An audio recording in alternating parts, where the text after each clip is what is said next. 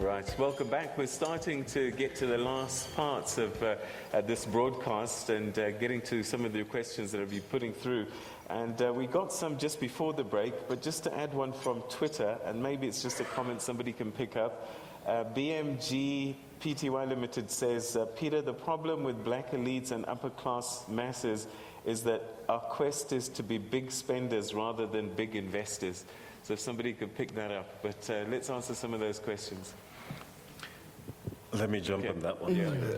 I think that's a very apt observation because and half the time when we're doing our spending, if we were at least focused on spending with black businesses or businesses that are supportive of transformation, we spend our money indiscriminately. The same businesses which we complain about being untransformed, be they in the financial, retail or other sectors, they continue to get our money, so there's no consequences. And I think it's an absolute absurdity that 22 years into the equation, we haven't consciously, as black people, said we're going to spend our money with entities that support us, which give our people jobs and which are owned by our own people. It's our own fault. Okay. Nazeem, due diligence?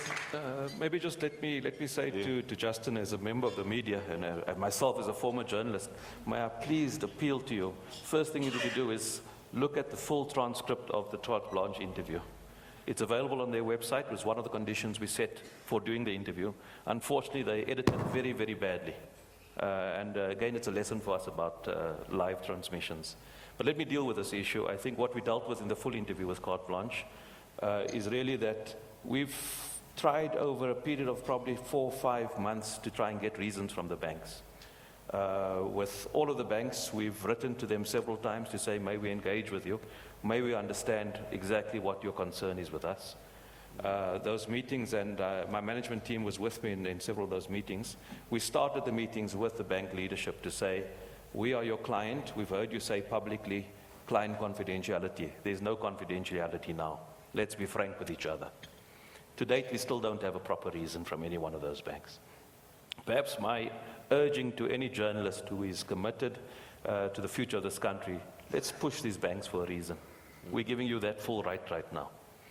But they've given us very bland lists of acts, enhanced due diligence, but nobody's given us a reason of any wrongdoing. And one would assume that if there was wrongdoing, they would have a responsibility to report us to any of the regulatory authorities.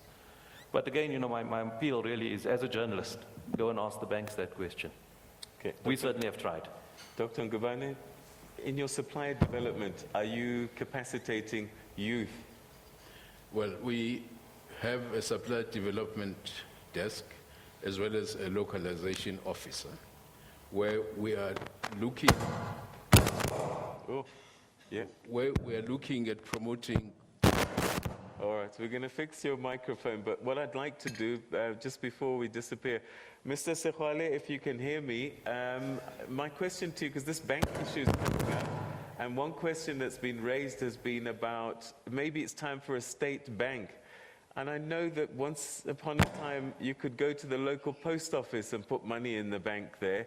Is it time to save the post office by empowering it as a state bank, perhaps? Well, there are many policy options that we can consider, also with due regard to global experience, to study countries where this type of financial institutions have been in place, their rate of success, and so on. Of course, there are state banks in different parts of the world, and that's why I was saying it's not there's no one magic bullet here. It's our people who are unhappy out there. We are the new authority, business, government, and so on in South Africa. We have negotiated. We're trying to be good. Rainbow Nation, it's very nice. These are all good things. So we've got to find ways and means of saying how can this radical transformation, it's not my words, this is government, this is policy, government documents, where do we apply more pressure in order to ease the pressure which is on our people? So if there is a need for us to have a state bank, and that is not a swear word, a state bank that will assist, then well and good. One of the things that we have to look at is the Reserve Bank itself. In many countries, it is wholly owned by government. I think the time has come for us not to have too many hands into our central or national bank. Let's have this bank really being truly owned by government in South Africa, so that it can be a true enforcer and a regulator of whatever policies that should be in place. So, but quite apart from that, a state bank that would look at many things, investing in people, housing, and so on. These things have been done, but we should look at various models and test to what extent such a bank would succeed in an economy such as ours. We do have problems, and these problems are growing by the day as we are not putting pressure on those who thought that it's a done deal, 1994 it's over, 25%. That's not the thing. This is our country, and if transformation has got to happen, we've got to take the lead, and we've got to be unashamed. But whilst we're careful, nursing the international markets, finding friends across the world to do these things, at the end of the day, our people cannot be in the streets. They can't be in the streets simply because we're afraid to stand up to people who used to own this country. I introduce another concept because this state capture, let's deal with that, and if there's anything wrong, it must be addressed. But there's another concept, country capture. This country had been captured. It was colonized. It was under apartheid domination for more than 300 years. That's the main thing. With the narrative of the story for our country must not change. Okay. That is the true story. Address this state capture thing. Whoever has done wrong there, let's deal with that. But let's not be diverted.